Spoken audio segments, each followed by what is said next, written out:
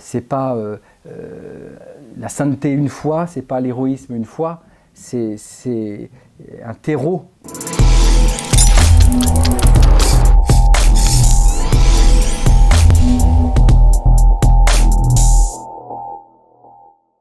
Bonjour à tous, j'espère que vous allez bien, que vous vous portez bien. Aujourd'hui, on se retrouve pour une nouvelle vidéo et même un nouveau format de vidéo qui s'appelle Raconte-moi. Le but de ces vidéos, de cette série, c'est d'aller à la rencontre de personnes qui sont marquantes de par leur foi ou de figures de notre diocèse qui ont marqué leur époque de par leur foi. Alors, pour cette toute première vidéo Raconte-moi, j'ai voulu aller à la rencontre de 3 personnes qui nous racontent le général de Senlis. Le général de Senlis, c'est une figure qui est passée par notre diocèse puisqu'il a participé à la bataille de Loigny, en pleine Beauce, aujourd'hui appelée Loigny-la-Bataille, le 2 décembre 1870, c'est-à-dire il y a 150 ans cette année. Alors pour ce faire, je suis allé à la rencontre de 3 personnes. Tout d'abord, Florent Gojard. Florent Gojard, il a grandi et il travaille toujours près de Loigny-la-Bataille. C'est l'enfant du pays, il connaît bien cette histoire de Loigny-la-Bataille et l'histoire du général de Senlis. Alors je suis allé le rencontrer sur place. J'ai aussi rencontré le père Sébastien Robert avec un axe particulier parce que le père Sébastien Robert connaît bien la procédure par laquelle l'Église reconnaît ses saints. Alors c'est ce que j'ai voulu voir avec lui demander comment l'Église avait reconnu dans le général de Senlis peut-être une figure de sainteté puisqu'il y a un procès de béatification qui est ouvert pour le général de Senlis. Et en troisième lieu, j'ai rencontré Paul Bridier. Paul Bridier, c'est un père de famille, un époux d'abord, un père de famille, quelqu'un qui travaille qui est engagé dans la vie de la cité, qui a découvert le général de Senlis il y a quelque temps. Et il a tellement été pris de passion pour le général de Senlis qu'il en a écrit un livre qui sort en ce moment. Alors, vous pouvez regarder l'ensemble, ce que je vous invite à faire, l'ensemble de cette vidéo. Vous pouvez aussi aller voir directement la partie qui vous intéresse. Donc, la première partie, c'est sur place avec Florent Gojard. C'est parti.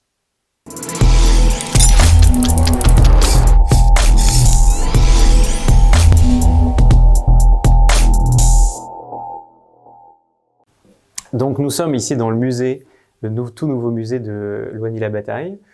Nous sommes le 23 novembre 2020 et il y a 150 ans, les Prussiens, les Bavarois, les Français se battaient et dans les Français, le général de Senlis. Alors pour comprendre ce qui s'est passé pendant cette bataille, qui est le général de Senlis, commençons par la bataille. Donc j'ai avec moi Florent Gojard. Bonjour Florent. Est-ce que tu peux nous remettre dans le contexte déjà de cette bataille? L'enjeu de la bataille? Une grande bataille, une des plus grandes de la guerre de 70. Donc, bon, il y a eu cette guerre qui a été déclarée donc en juillet 70 suite à une dépêche envoyée par Bismarck. Par la suite, donc, la chute de l'Empire à Sedan. L'empereur était emprisonné, donc proclamation de la République. Donc il y a des armées la République a décidé de continuer la guerre, donc il y a des armées, entre autres l'armée de la Loire, qui était basée à Tours. Et cette armée donc, avait mission de libérer Paris, puisque Paris était encerclé par les Prussiens et Bavarois. Donc cette armée remonte vers Paris et s'entrechoque avec nos ennemis, ici même à Loigny. Donc Loigny, c'est 70 000 soldats qui se combattent dans ce village, et il y aura 9 000 morts et blessés. Donc une des journées les plus sanglantes de cette guerre.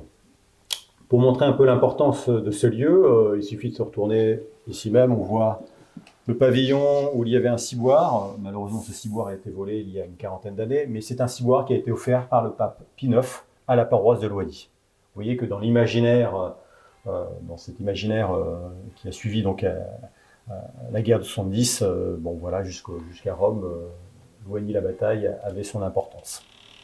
Les armées s'entrechoquent ici à Loigny et il y a une grande charge qui a lieu. Il y a 1200 Prussiens qui étaient cachés dans un bois qui posaient problème au 16e corps d'armée dirigé par Chanzy. Et donc le 17e corps d'armée, donc une partie du 17e corps, donc 800 hommes, bouscule ce bois, c'est 1200 Prussiens bavarois. Donc ces 800 hommes se sont battus héroïquement avec une bannière du Sacré-Cœur. Donc on en viendra à cette bannière. Donc ce côté religieux qu'il y a ici à Loigny, donc c'est un fait quand même assez particulier de voir cette bannière qui a été déployée ici à Loigny et qui, je parlais du ciboire là offert par le pape Pie IX. Où on retrouve le Sacré-Cœur. Voilà, Et donc c'est suite à ce déploiement de bannières, donc ce 2 décembre 1870, que deux laïcs, Rouault de Fleury et Le Gentil, deux beaux-frères, ont fait vœu de construire une basilique en l'honneur du Sacré-Cœur à Paris. Donc l'origine de la basilique de Montmartre, c'est Loigny-la-Bataille. Donc vous voyez le ciboire du pape Pie IX, la basilique de Montmartre. Donc Loigny a une importance capitale pour cette guerre de 70 d'un point de vue religieux. Donc je vous ai parlé de cette grande charge donc, l'Église de France et même la France dans son ensemble. Donc 800 soldats qui bousculent ces 1200 Prussiens, et au sein de ces 800 soldats, donc il y a les francs-tireurs de Tours et de Blida, les mobiles du Côte du Nord, et les zouaves pontificaux. Donc les zouaves pontificaux, vous pouvez voir ici un uniforme complet de zouaves, c'est celui du capitaine de Harsquet, c'était le parrain du futur évêque de Chartres. Donc les zouaves pontificaux, comme le nom l'indique, ce sont des soldats au service du pape. Le pape avait un pouvoir temporel, qu'il a toujours, qui est limité à 40 hectares. Mais à cette époque, le pape avait le tiers de l'Italie. Donc le roi Victor Emmanuel a décidé d'unifier l'Italie à ses fins personnelles. Donc des catholiques du monde entier se sont ligués pour combattre au service du pape. Donc pour certains, donc, ils s'appelaient zouaves pontificaux, qui sont devenus par la suite volontaires de l'Ouest. Quand le pape a perdu ses États, s'est considéré comme prisonnier au Vatican, les Français sont rentrés en France et ont demandé leur intégration dans l'armée française, puisqu'il y avait la guerre dans leur pays. Et donc, et là, ils se sont appelés les volontaires de l'Ouest. Alors la toute jeune République a décidé, les a acceptés à cette condition, c'est qu'ils changent de nom. Ah oui. Donc on les a appelés volontaires de l'Ouest, puisque la plupart étaient descendants plutôt de gens de l'Ouest. Ah oui. Celui qui les dirigeait, c'était Charette, donc le duc du Vendéen, il y avait des Catherino, des Bouillés, des Ah oui, d'accord. Donc, vous avez ici mon père, donc un tableau peint par Lionel Royer, donc célèbre peintre de l'époque, qui était présent lors de cette messe célébrée par le père Douceau, un dominicain. Ils étaient une vingtaine d'officiers, sous-officiers à assister à cette messe à 4h du matin, donc pas très loin d'ici, à une quinzaine de kilomètres, à Saint-Père-et-Ville-à-Colombe. Et ils savaient qu'ils allaient se sacrifier dans la journée. Et comme de fait, ils sont quasiment tous morts ou blessés au cours de cette journée. Donc on voit le général de Sonis qui communie de main du père Douceau. Le commandant de Troussure à ses côtés qui sera semé à coups de crosse dans la journée. À sa droite. À sa droite. Ouais. Celui qui tient la lumière, c'est le peintre. Il était présent à cette messe, Lionel Royer. Donc, et derrière, donc, on voit le Charette, donc celui qui dirigeait les zouaves pontificaux avec son manteau de poil. Oui, c'est ça. Et on voit Charette qui reçoit la bannière du Sacré-Cœur d'un ange. Il y a une vision mystique à la chose. Ce tableau représente la communion des zouaves et Charette qui reçoit cette bannière. Ouais, ça, c'est intéressant. Peut-être qu'on en parlera cet après-midi avec le Père Sébastien. C'est intéressant parce qu'on voit le lien entre le sacrifice du Christ et le don de soi dans la vie de ces hommes. C'est bien.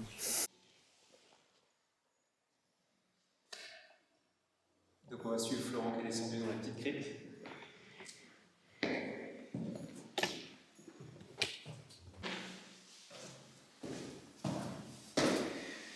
Donc ici, alors on a deux tombeaux.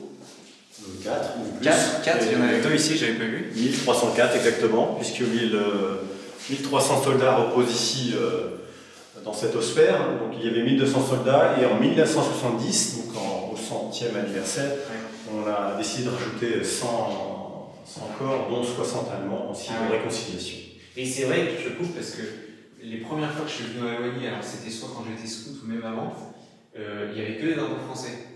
Et les drapeaux allemands ont été ajoutés il n'y a pas longtemps. En 2000. En 2000, oui, c'est ça. Bah, j'ai dû venir avant 2000. C'est pour dire. En 2000. Pour le jubilé. Okay. Donc 1300 soldats, le commandant de Fouché ici, l'ancien curé du village qui a donné pas mal de renseignements avec sa lumière en haut sur le cocher. Et ensuite, ici, Charette et Sonis. Ah, j'ai oublié Madame de Sonis, qui est enterrée sous le général. Donc le général de Sonis est né à Pointe-à-Pitre, en Guadeloupe. Son père y était militaire. Il est revenu pour faire ses études en France. Il a fait Juilly, Stanislas, Saumur, Saint-Cyr. Il en est sorti sous-lieutenant au 5e hussards à Castres. Et c'est là que lui, à cheval, est Et elle, sur le balcon, c'est le coup de foudre, c'est elle et personne d'autre que j'épouserai. Donc ils se marieront l'année suivante, elle aura 17 ans et lui 23, et il y aura 12 enfants de cette union. Il faut savoir que le général de Sonis a une vie très sainte. De son temps, on disait que c'était le nouveau saint de l'armée, le nouveau saint Louis, l'évêque de Limoges, l'appelait comme ça. Il a ouvert les conférences à Saint-Paul, il organisait des adorations dans sa paroisse. Il était très apprécié là où il était, même quand il était en Algérie au service de la France, pendant 20 ans. Il était appelé le Moulay Din par les Arabes, par les musulmans. Ça veut dire maître en piété. Voilà. Il se faisait enfermer dans les églises le soir, on le retrouvait le lendemain. Le curé de la Goîte disait que la présence du général valait une mission. Il faut savoir ce que ça valait une mission à cette époque. Donc il était très apprécié par ses soldats, par les musulmans, par les chrétiens, par ses curés. Voilà, une vie très sainte. Donc il est mort, donc il est né déjà le 25 août, le jour de Saint-Louis, et il est mort le 15 août à Paris. Date mariale. Date mariale, il avait une très grande dévotion à la Sainte-Vierge, en 1887, donc à Paris. Et donc, sous le général, il y a Madame de Sonis, qui est décédée, elle, à Chartres. D'accord. Donc 40 ans de veuvage, donc elle est décédée à Chartres chez les religieuses. Voilà. Et donc en 1929, on a ouvert le tombeau, il y a un procès de béatification qui a été ouvert par l'évêque de Chartres, qui a été refermé sous Pie XII, qui a été réouvert par Monseigneur Perrier, qui aimait beaucoup ce général. Et bon, la cause actuellement sommeil. Oui, on verra ça cet après-midi avec oui, voilà, Monseigneur Sébastien Auvert. Et donc, juste pour vous dire que quand on a ouvert le tombeau, alors, qu'est-ce qui restait ? Le corps était parfaitement intact. Ah oui, il était intact. Comme s'il venait de mourir. Alors qu'il y avait combien d'années ? 40 ans. 40 ans. Oui, ce qui est quand même assez incroyable. Oui, 40 ans. 42 ans. 42 ans. 42 ans.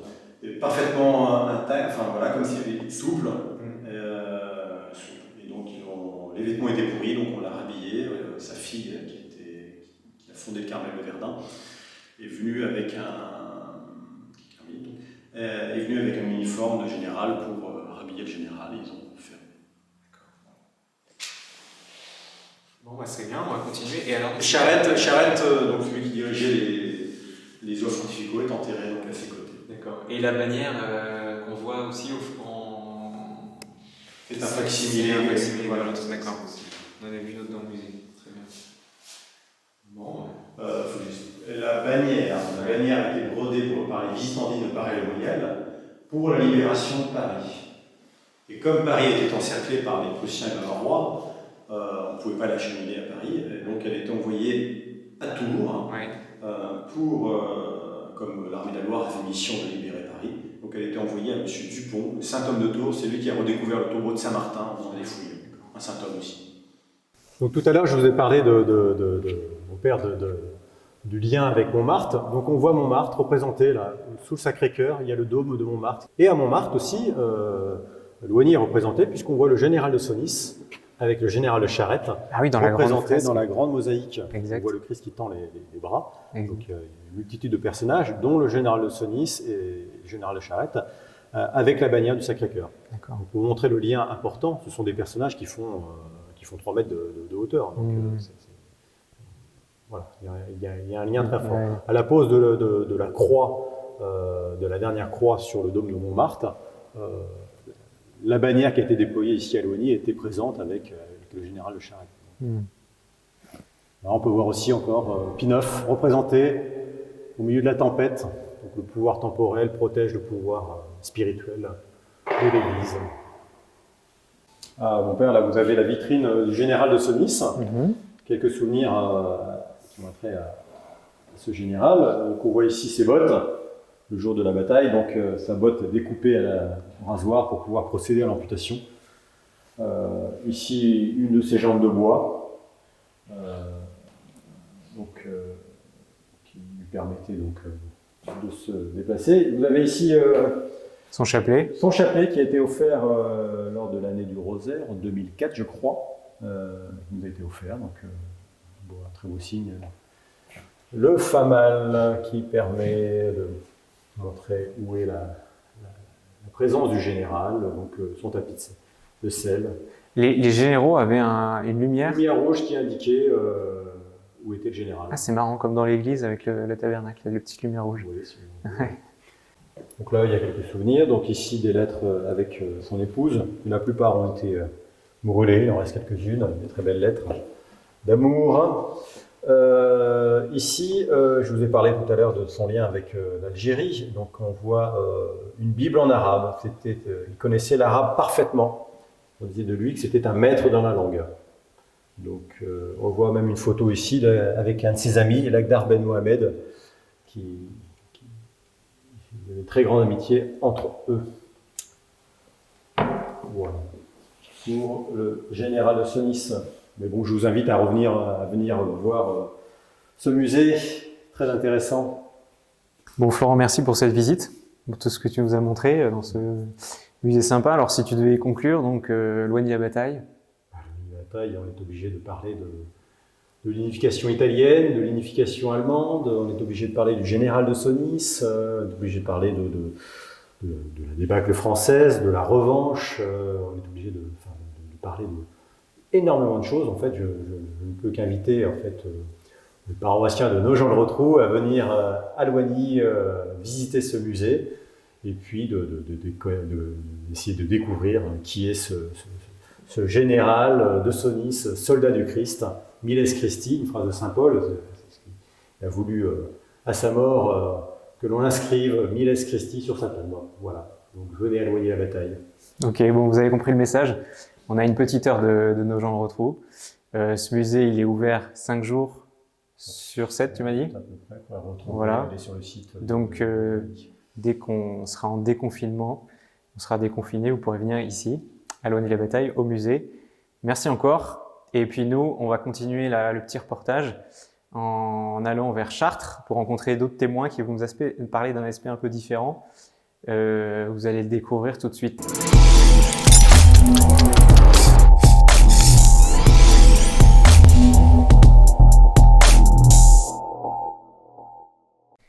Alors après notre petit périple en Beauce à Loigny la bataille, nous voici maintenant devant la belle cathédrale de Chartres. Nous avons rendez-vous avec le père Sébastien Robert, qui est vicaire général du diocèse et qui a, dans ses études, a fait une spécialité sur justement la manière dont on procède pour qu'un chrétien devienne un saint. Alors ça va être assez intéressant, on va lui poser la question. Il connaît aussi très bien le général de Sonis. Donc c'est parti, on va l'interroger, on y va.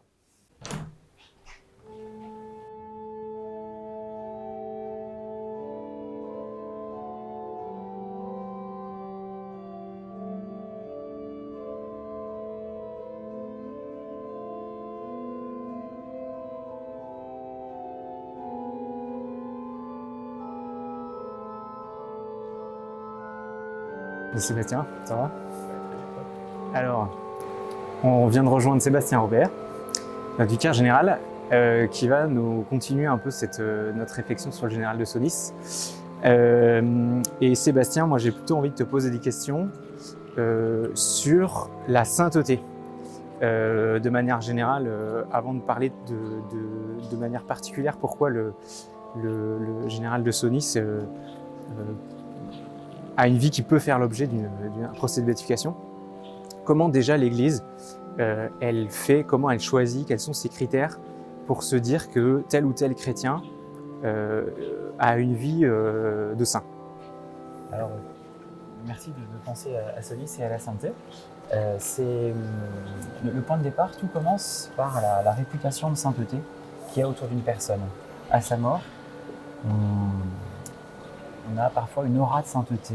On dit qu'on meurt en odeur de sainteté, une expression un peu curieuse, mais c'est pour dire que c'est le point de départ. On se fie au peuple de Dieu qui reconnaît dans certaines personnes des qualités chrétiennes. Et du coup, on appelle ça la réputation de sainteté. C'est le point de départ. S'il y a une réputation de sainteté, quelque part, autour d'une personne, l'évêque du lieu, de la mort de cette personne, peut engager une enquête, ouvrir une enquête qui étudie la vie de cette personne, avec une commission composée de personnes un peu différentes, qui du coup va étudier la vie de cette personne, retracer sa biographie, analyser ses écrits, faire faire un grand panorama de la vie de cette personne qui du coup, on l'appelle dès lors serviteur de Dieu. C'est la première étape. Quand le procès diocésain est engagé, on l'appelle serviteur de Dieu. Et donc, plus précisément d'ailleurs, quand on cherche à étudier la vie de la personne, on cherche à établir l'héroïcité de ses vertus. Tu connais l'expression. Oui. L'héroïcité. Donc, tu peux nous laisser, non, je vais t'expliquer, on va l'expliquer. Oui. L'héroïcité des vertus, c'est étudier dans la vie de la personne si elle a grandi dans la foi, l'espérance et la charité, les vertus Théologales, ensuite les vertus cardinales. Exactement, la force. La force, la justice, la tempérance et la prudence. Exactement, les Voilà. 4 vertus cardinales. Donc on étudie dans la vie de la personne si elle a grandi, Comment elle l'a vécu. si la vie de la grâce a grandi dans sa vie. Oui. Donc c'est des critères assez précis, assez objectifs. Et du coup, au terme de cette étude, le dossier peut être transmis à Rome. À ce moment-là, si Rome l'accepte, il affecte un rapporteur, on l'appelle comme ça, une personne chargée de faire le rapport, qu'on appelle positio. Et du coup, ce dossier fait une synthèse, en fait, c'est ça. Il y a un large panorama au départ, et il y a ensuite une synthèse qui est faite, qui est soumise à un collège de cardinaux et d'évêques, qui étudie encore la question, et s'ils estiment qu'effectivement cette personne a vécu une vie chrétienne croissante, si elle a été héroïque dans l'exercice des vertus, on déclare l'héroïcité de ses vertus, et elle devient vénérable. Deuxième étape, vénérable. Et alors, donc c'est déjà bien d'être vénérable. Donc c'est la deuxième étape, serviteur de Dieu, vénérable, et ensuite, donc ça c'est à vue humaine en fait. C'est-à-dire que c'est ce que l'Église voit, ce que les gens voient, c'est à vue humaine. Et si on a un signe du ciel qui s'appelle un miracle, et bien dans ces cas-là, on dit on a une confirmation de ce qu'on voit, donc effectivement cette personne au ciel comme intercesseur et amie de Dieu est bien placée, si on peut dire, et donc on reconnaît qu'elle est bien heureuse dans la vision de Dieu, qu'elle est bien placée près de Dieu. Et donc le critère entre vénérable et bienheureux, c'est le miracle. Alors ça, c'est l'héroïcité des vertus. L'héroïcité des vertus. Vénérable et bienheureux, c'est le miracle. Oui, c'est ça. Voilà. Et c'est un deuxième miracle, c'est toujours ce qui est requis dans l'Église aujourd'hui. Et bien en fait, on a une deuxième confirmation, et donc c'est la canonisation, le fait d'être déclaré saint. Voilà. Ok, et donc si on revient sur notre général de Senlis, le général de Senlis, il a fait l'objet d'une enquête et diocésaine, et qu'est-ce qui dans sa vie a fait que on s'est intéressé, qu'est-ce qui a fait qu'à sa mort on a ouvert, parce que j'imagine que c'est ouvert. L'enquête, le procès, tout est. Alors justement, il est mort en 1887 à Paris, en odeur de sainteté. Il y avait autour de sa mort, le 15 août 1887, une impression qu'on était déjà au ciel. Sa femme dit qu'elle sait qu'il est au ciel. Elle a eu cette impression très forte dans sa foi personnelle. Et ensuite, il y a eu son enterrement. Il repose à la crypte de Loigny-la-Bataille. Et les obsèques, et puis les années qui ont suivi. Une réputation de sainteté est née autour de cet homme.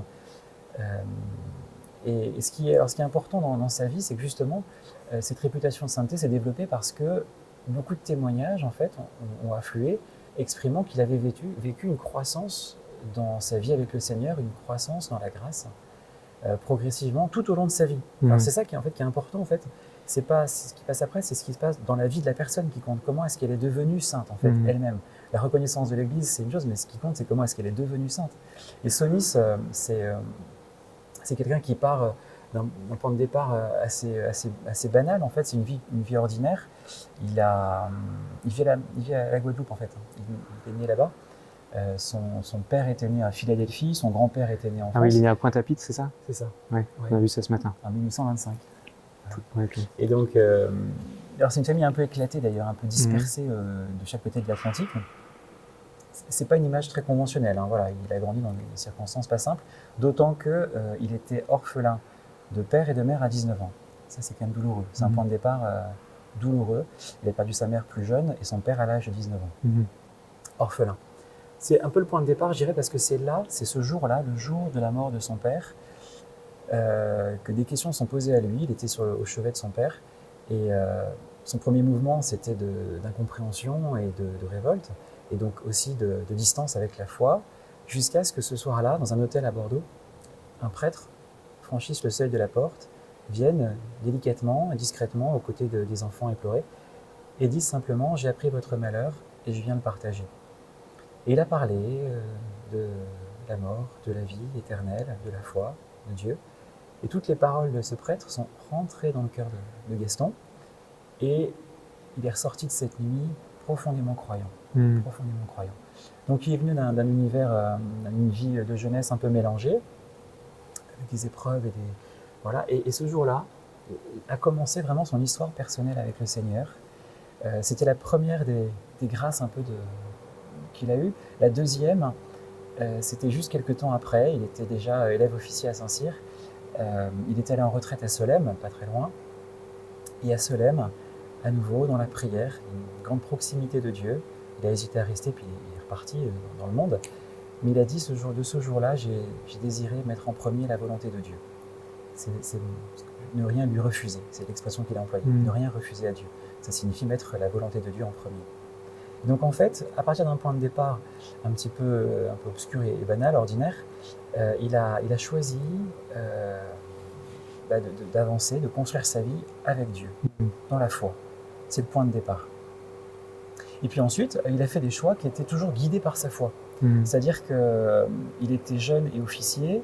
À l'époque, c'est deux conditions qui faisaient qu'on ne se mariait pas. On se marie plus tard. Et officier, on n'a pas trop d'argent, donc c'était pas si simple de se marier. Et lui, dès qu'il a trouvé la bonne personne, Anaïs, il s'est dit, même jeune et officier, même si tout le monde m'en dissuade, j'y vais. J'ai la foi, j'ai la confiance, j'ai l'espérance, je veux le sacrement qui correspond à mon projet de vie, à notre projet de vie. Et donc, il s'est engagé dans ce chemin-là. Tous les deux, ils ont évolué dans un milieu parfois un petit peu mondain, parce qu'ils sont passés par Paris, par exemple, où là, clairement, il n'a pas fait le choix de la mondanité, mais de la prière et de la charité. C'est ça qui est très beau dans sa vie, la prière, parce qu'il a fondé l'adoration nocturne dans pas mal d'endroits où il passait, en garnison successivement. L'adoration nocturne du Saint-Sacrement, une vie de prière, une vie de charité, parce qu'à chaque fois aussi, il s'associait notamment aux conférences Saint-Vincent-de-Paul, pour s'occuper de ceux qui ont besoin, fondé juste avant par Frédéric Ozanam. Et donc ça, c'est à nouveau un choix de vie guidé par sa foi. Et puis tout au long de sa carrière, il a servi en Algérie essentiellement, 16 ans en Algérie.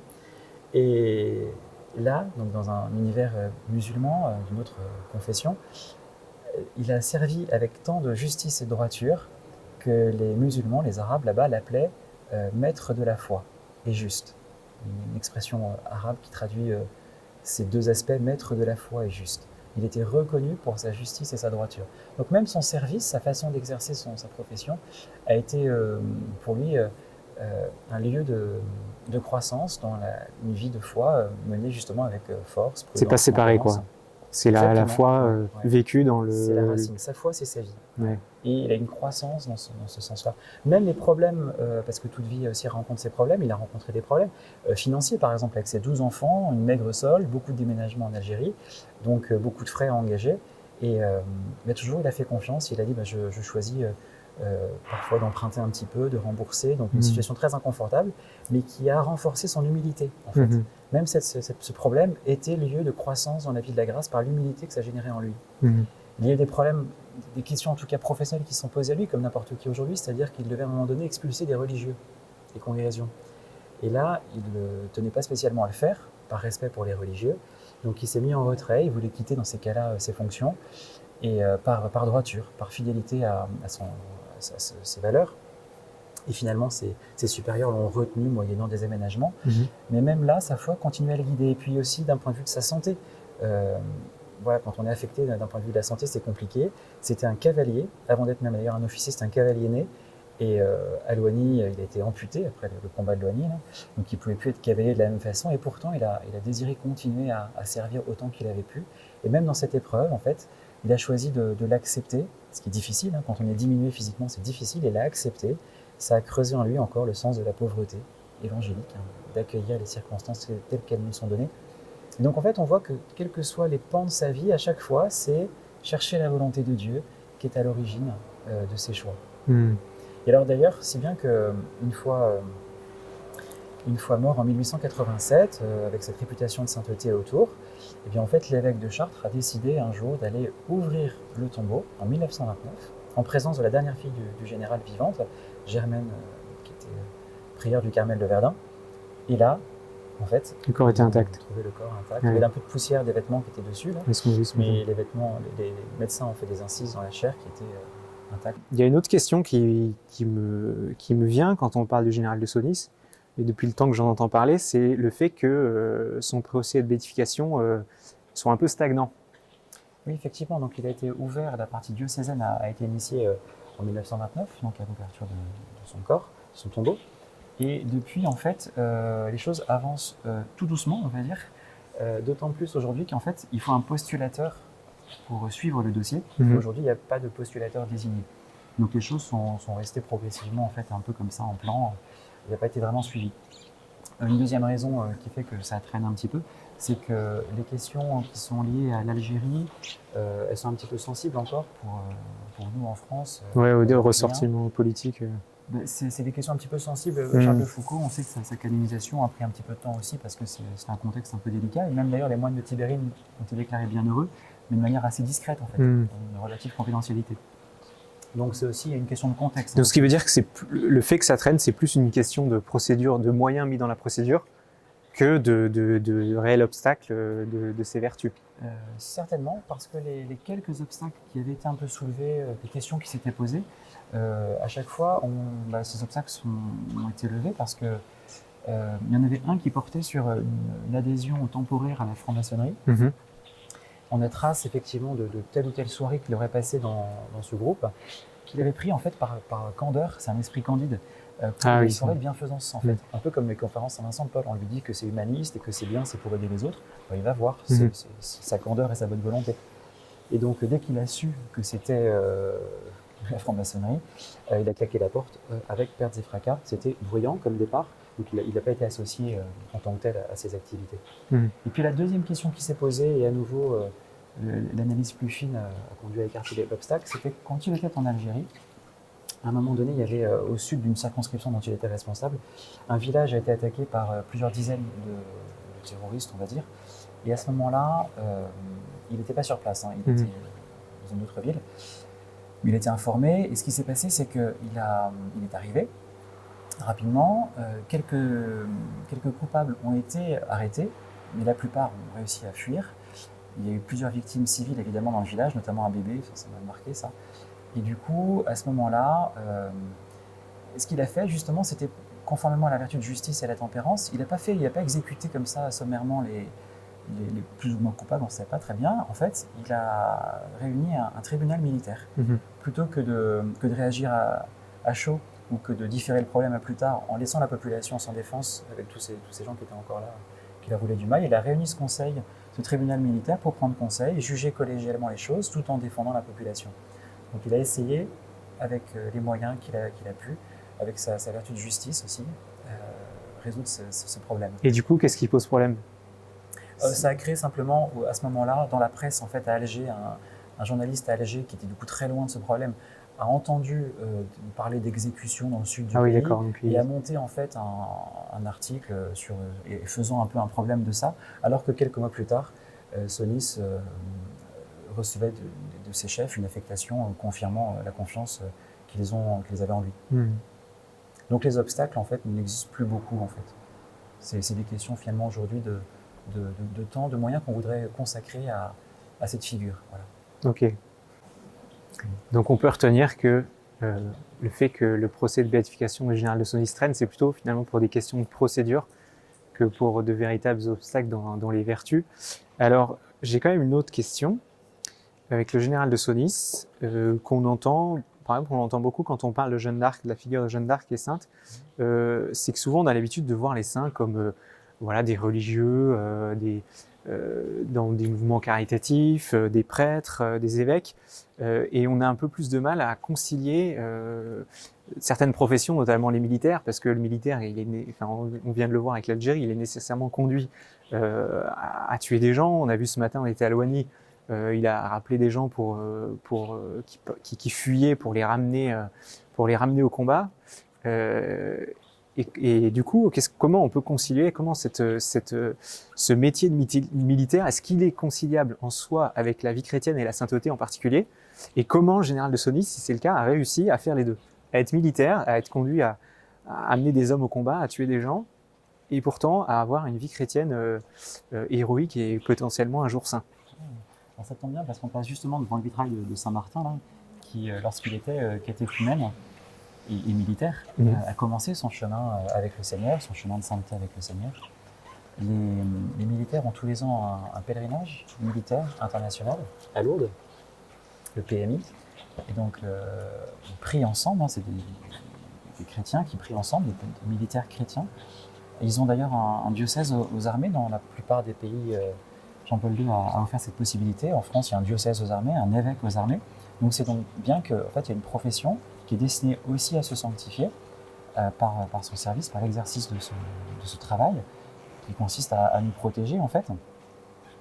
On peut se fonder pour répondre à cette question tout simplement sur le compendium de la doctrine sociale de l'Église, la DSE. Dans la doctrine sociale de l'Église, c'est le numéro 500, c'est assez facile à retenir. Le numéro 500, c'est un document romain, c'est un document qui vient du Conseil pontifical Justice et Paix. Il est bien dit qu'au numéro 500, on reconnaît la légitime défense. Et donc les militaires sont ceux qui sont chargés de nous défendre, de nous protéger.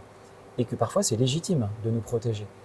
Il y a des conditions très précises qui sont énumérées dans la doctrine sociale. Il faut que cette intervention soit motivée par une intention droite, qu'elle soit proportionnée, qu'il y ait une espérance de succès.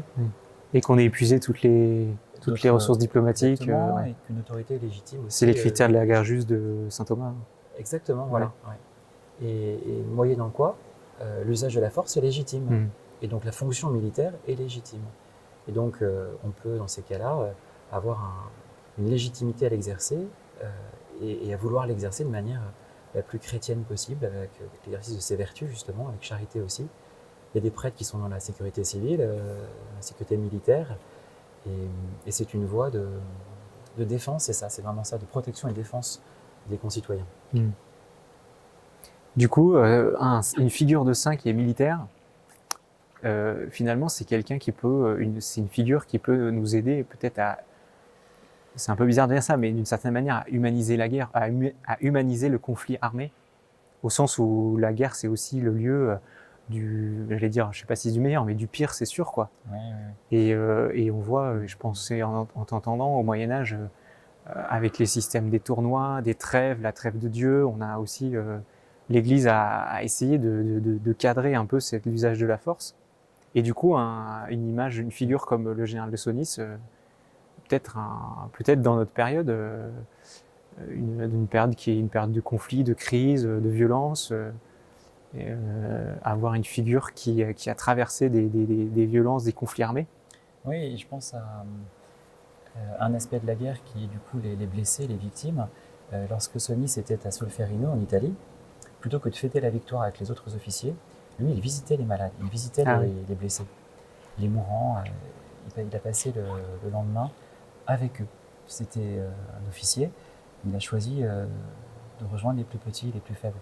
On parle de lui comme militaire, mais en fait, avant d'avoir une profession, c'est d'abord quelqu'un aussi qui est un chrétien, qui est un époux, un père de famille. Avant d'être un militaire. Oui, pour moi, je pense que dans l'ordre des choses, ce qui est beau, ce qui est édifiant dans sa vie, c'est la façon dont il a conduit sa vie de mariage et sa vie de famille. Comment est-ce qu'il est d'abord un époux et un père intéressant à connaître aujourd'hui pour imiter les vertus dont avec sa femme ils ont fait preuve. Et justement, sa femme, on en a parlé tout à l'heure. J'imagine que vivre à côté d'un saint, on doit se sanctifier nous-mêmes, on doit être aussi à se sanctifier. Et du côté de sa femme, est-ce qu'il y a on a aussi des pistes Il y a une bonne réputation. On a vu Louis et Zélie Martin, on a vu un couple en Italie aussi. Ils reposent ensemble. Oui, ce qu'on a vu ce matin à la crypte. Ouais. Et certains pèlerins viennent invoquer le couple. Le couple, voilà. Gaston et Anaïs ensemble. Voilà. Peut-être à des intentions familiales, justement. Une bonne piste. Bon, c'est bien. En tout cas, merci, Père Sébastien, d'avoir pu répondre à nos questions et nous éclairer sur ce processus de la canonisation et voir que dans notre diocèse, les saints, certes, il y a Saint Lubin, il y a Saint Fulbert, il y a des saints qui sont loin dans le temps, mais il y a aussi des figures de sainteté assez proches. Donc ça nous réjouit, c'est-à-dire que l'Esprit Saint continue d'agir On espère qu'il agit aussi aujourd'hui dans nos paroisses actuellement pour les temps qui sont les nôtres. En tout cas, ça nous encourage de voir des figures proches comme ça, variées. Donc, un grand merci, Père Sébastien.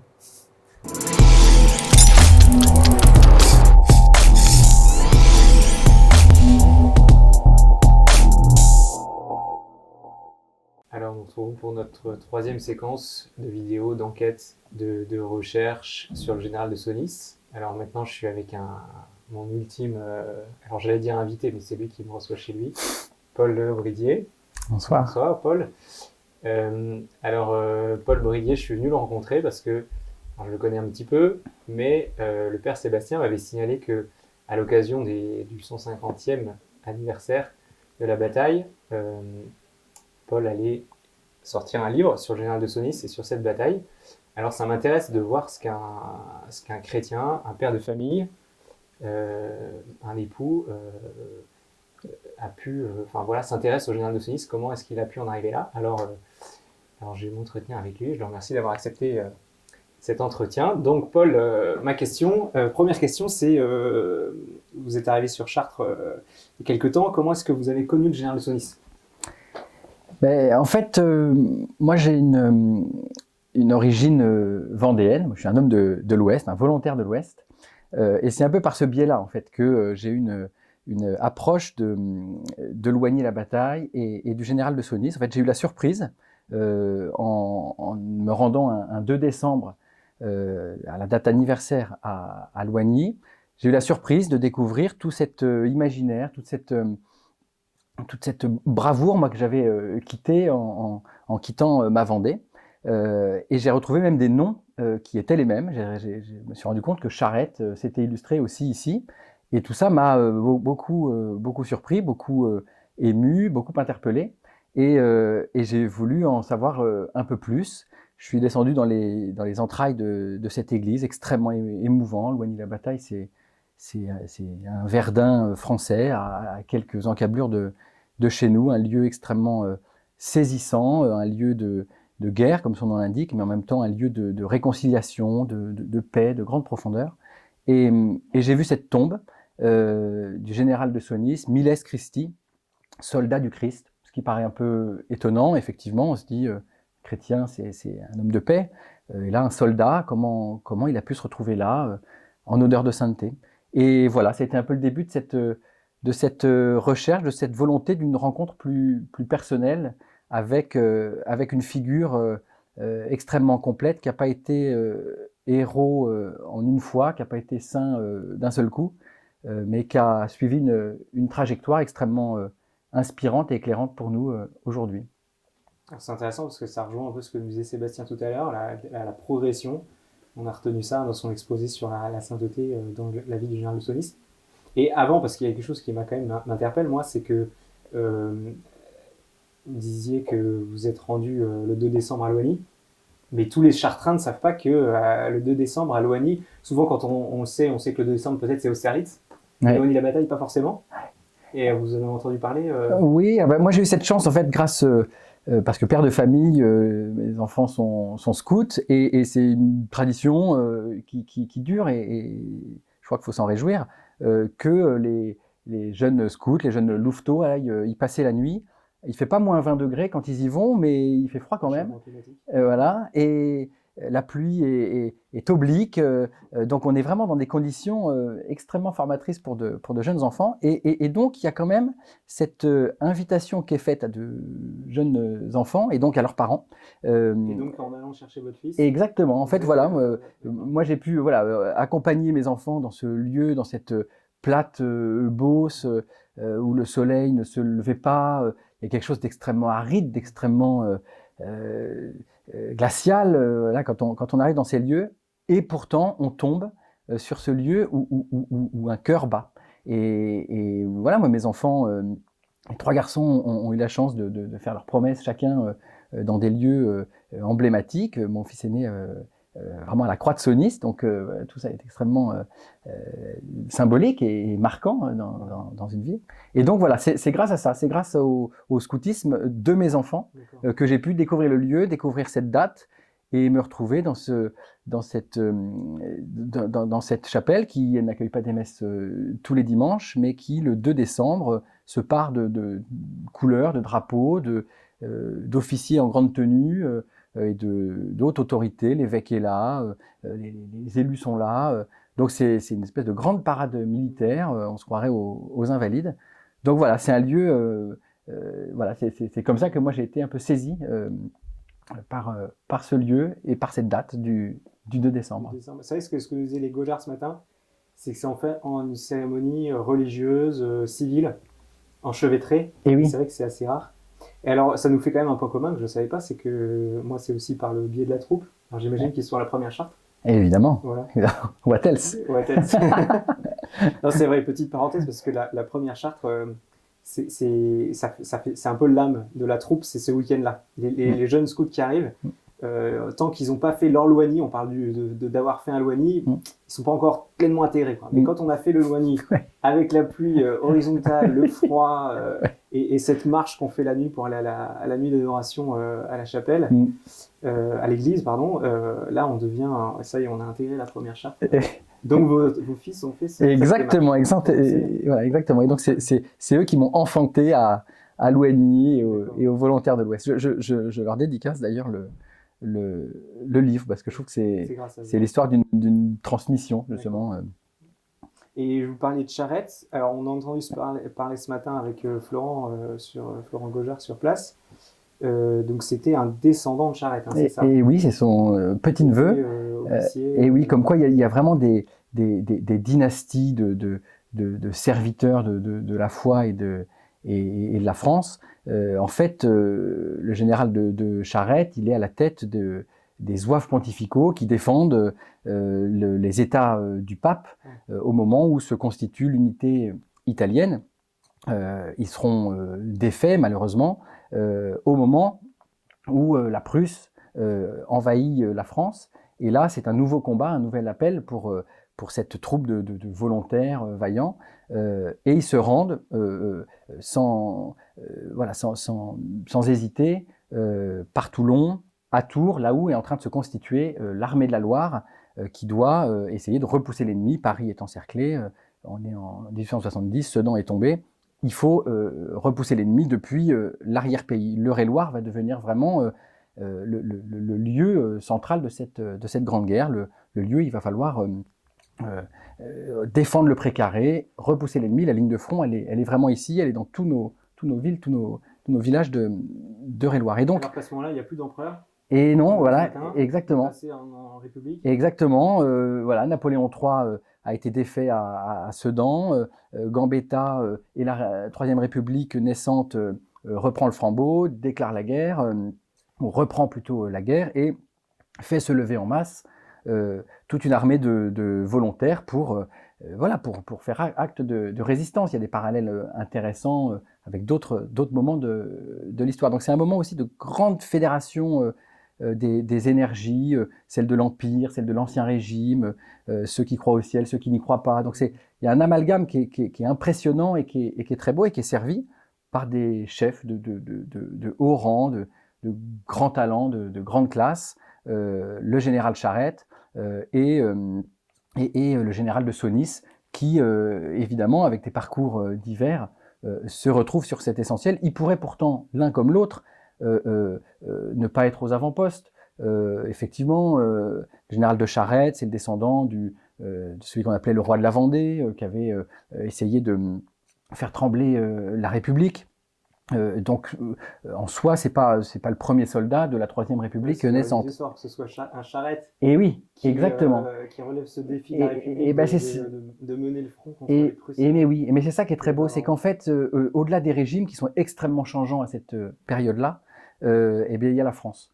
Et il y a l'imaginaire français, et au fond de la France, il y a sa vocation chrétienne, il y a son identité chrétienne, il y a la bannière du Sacré-Cœur, et c'est autour de cette bannière du Sacré-Cœur, bannière qui va devenir peu après l'immense monument qu'on connaît dans le ciel de Paris, qui domine Paris. C'est autour du Sacré-Cœur que vont se fédérer toutes ces énergies, et que une poignée de soldats valeureux va tout faire pour sauver l'honneur de la France. ils viennent suppléer l'armée de la Loire qui va être défaillante à Loigny, qui va reculer, parfois déserter. Qui sommes-nous pour juger, évidemment, ces moments terribles. Mais il faut dans ces moments-là des âmes fortes. Et avec Charette, avec Sonis, avec leurs 300 zouaves et tous ces volontaires qui les entourent, eh bien, on va avoir l'exemple d'un héroïsme d'une espérance contre toute espérance, d'une victoire des vaincus. Ils vont tout donner. Militairement, ils vont être à rien de faire trembler l'édifice. Les Allemands, face à eux, extrêmement organisés, armés d'artillerie lourde, vont trembler face à cette horde venue du fond des âges qui a l'air d'avoir derrière elle tous les Saint-Michel et du Guesclin, Jeanne d'Arc. Enfin, il y a une espèce de puissance de feu, de courage, d'héroïsme à ce moment-là qui est absolument envoûtante. C'est vraiment ça la bataille de Loigny, c'est le jour le plus long pour la France. Donc c'est une bataille magnifique. C'est une défaite, c'est pour ça qu'on l'a beaucoup oublié. Vous savez, dans Astérix, H-Canonix, Alésia, Gergovie, il veut bien, mais Alésia, il n'en parle pas. Là on est dans la même idée. C'est une histoire qu'on a tue, la guerre de 70, parce qu'on ne célèbre pas ses défaites.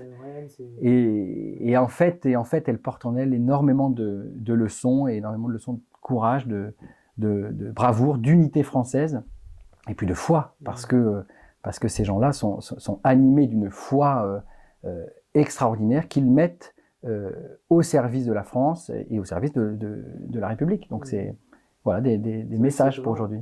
On dit souvent que la France s'est réconciliée dans les tranchées de 14, les Bretons qui ont accepté de... Et en réalité, on voit déjà des prémices finalement sur cette bataille. Oui, c'est un vrai creuset de patriotisme, cette guerre de 70, effectivement, parce que c'est un moment où tout s'effondre et où eh bien, il va falloir sauver ce qui nous reste d'unité. En fait, parfois, on s'épuise dans des querelles intestines quand on va bien, et puis quand un ennemi commun, quand une menace plus grande se présente, eh bien, il ne faut plus être face à face, il faut être côte à côte. C'est ça. Et ben c'est vraiment ce qui se passe à ce moment-là. Mais il faut pour ça, effectivement, des cœurs purs. Il faut des personnes qui soient au-dessus des partis, au-dessus des contingences. Et donc des gens qui aient l'habitude du service, l'habitude du sacrifice, une grande humilité. Humilité dans laquelle va se déployer la magnanimité. C'est ça qui est extrêmement... éclairant dans la figure du général de Sonis. C'est que, comme je le disais tout à l'heure, c'est pas la sainteté une fois, c'est pas l'héroïsme une fois, c'est un terreau, un lent abandon qui fait que au moment ultime, eh bien, là où tout le monde recule, c'est celui qui avance. Ouais. Voilà. Et alors, vous, en tant que époux, père de famille, engagé dans la vie de la cité, est-ce que vous avez découvert, je ne sais pas, des vertus, des traits de caractère, des expériences du général de Sonis qui vous boostent, qui vous aident dans votre vie chrétienne? Oui, alors effectivement, on pourrait se dire que ce sont des personnalités un peu lointaines, un peu ensevelies. C'est des guerres 70, ça nous paraît extrêmement loin, militaires. C'est pas des guerres qu'on mène nous. Voilà, ou alors au contraire un sein de vitrail auquel on ne touche pas. Et en fait, il est extrêmement concret et on peut avoir une relation extrêmement intime, nous aujourd'hui, avec ce type de personnalité. C'est effectivement, vous l'avez dit, un époux amoureux. C'est quelqu'un qui n'est pas dans des conventions sociales. Et il y a un espèce de coup de foudre qui ferait penser à celui de Louis et Zélie Martin sur leur pont d'Alençon, entre ce jeune et bel officier et Anaïs, toute jeune fleur de 17 ans qui se rencontrent à quatre et qui d'un regard décide de se marier, parce que c'était moi, parce que c'était elle. Donc c'est extrêmement touchant, c'est très fleur bleue, mais ça existe. Voilà, le coup de foudre, ça existe. Un coup de foudre qui donnera lieu à un mariage et qui donnera lieu à la naissance de 12 enfants. Et à un partage dans les joies comme dans les peines. Elle est la première, évidemment, à courir au chevet de son mari peu avant qu'il soit amputé le lendemain de la bataille de Loigny. Donc, très beau, cette relation simple avec son épouse. C'est aussi alors c'est un enfant qui a eu une enfance assez chahutée. Il perd sa mère à 10 ans, d'où une dévotion, là aussi, ça fait penser à Sainte Thérèse, qui l'aura particulièrement auprès de la Vierge Marie.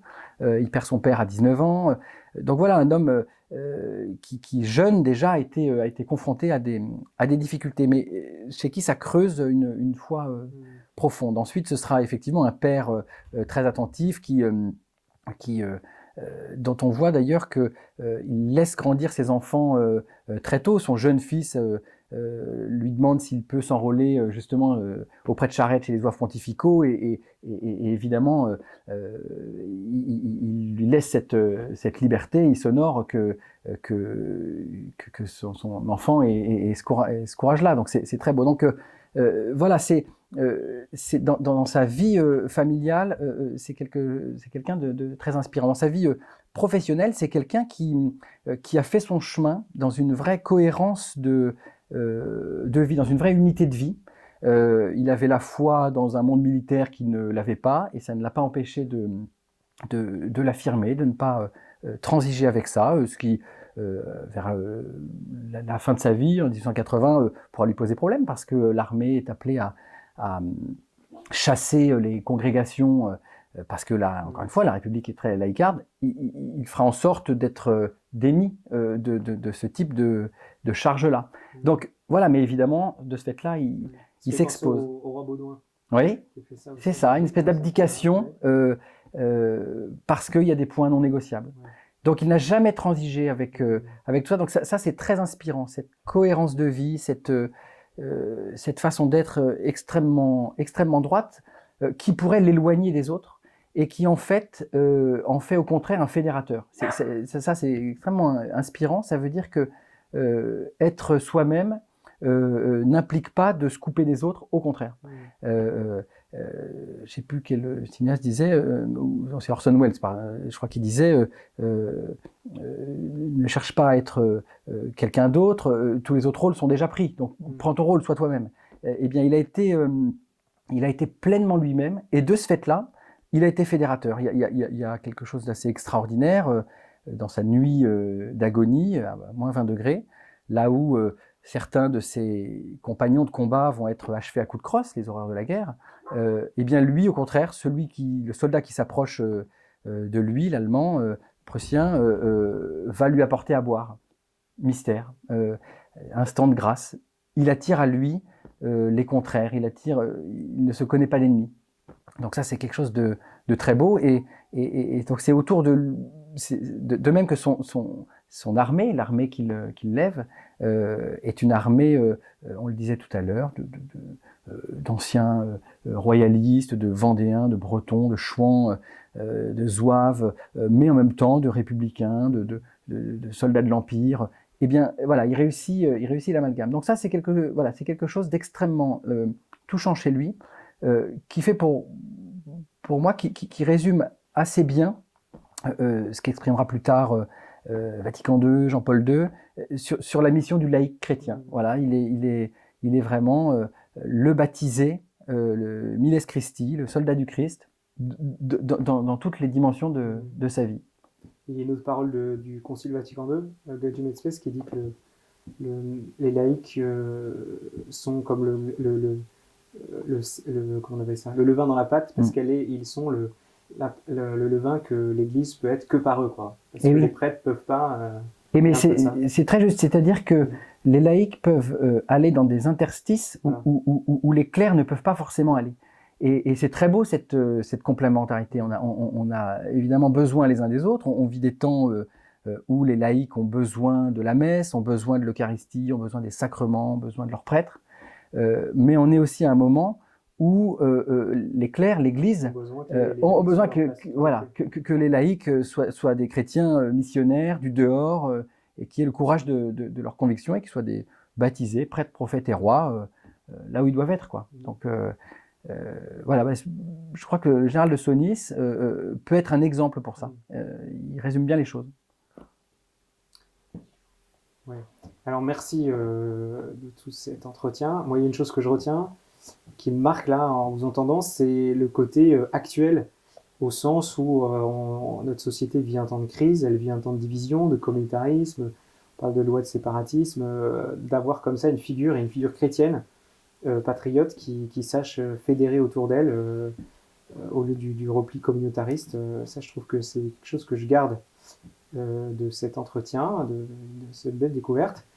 Et donc pour terminer, je vous ai dit tout à l'heure, hein, vous avez écrit donc ce livre qui sort. Alors, il sera le 2 décembre dans les bacs, dans les librairies, dès lors qu'elles ouvriront, et on le souhaite ardemment. Le 1er décembre. Voilà, donc pour les 150 ans,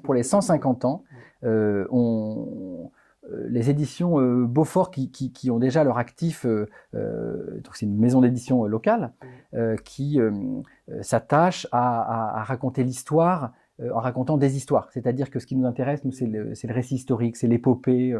Il y a de la poésie, il y a une chanson de geste dans tout ça. Exactement. Donc voilà, on essaie de ne pas faire des documents qui soient un petit peu arides, mais au contraire des choses extrêmement vivantes, charnelles. On essaie de redonner vie à tous ces personnages qui nous ont précédés et qui marchent à côté de nous. Et vraiment, l'écriture de cet ouvrage, ça a été pour moi une chevauchée avec eux, et c'est ce que essaie d'offrir cet ouvrage, donc Loigny ou la guerre oubliée, à paraître aux éditions Beaufort le 2 décembre, c'est la petite page de pub. Ça apparaît sur l'image. Voilà, qui vient après d'autres ouvrages des éditions Beaufort qui s'attachent à réveiller la mémoire, l'histoire de façon vivante. Voilà, on essaie de remettre l'histoire sur son cheval et qu'elle se cabre et qu'elle nous emmène derrière elle. Donc c'est l'intention de ce livre dans lequel on retrouvera tous ces héros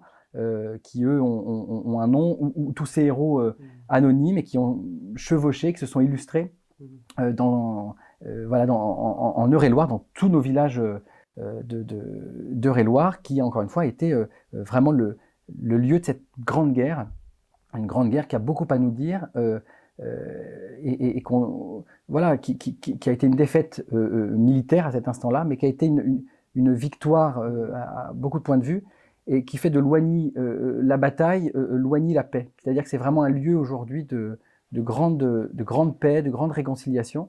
Ceux qui y sont allés ont envie d'y retourner.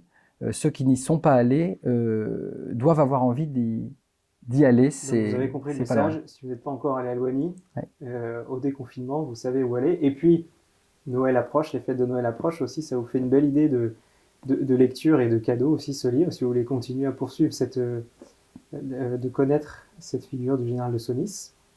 Paul, merci. Avec grand plaisir. Merci beaucoup. C'est un grand plaisir pour moi également de vous rencontrer. Bienvenue, revenez souvent. Très bien.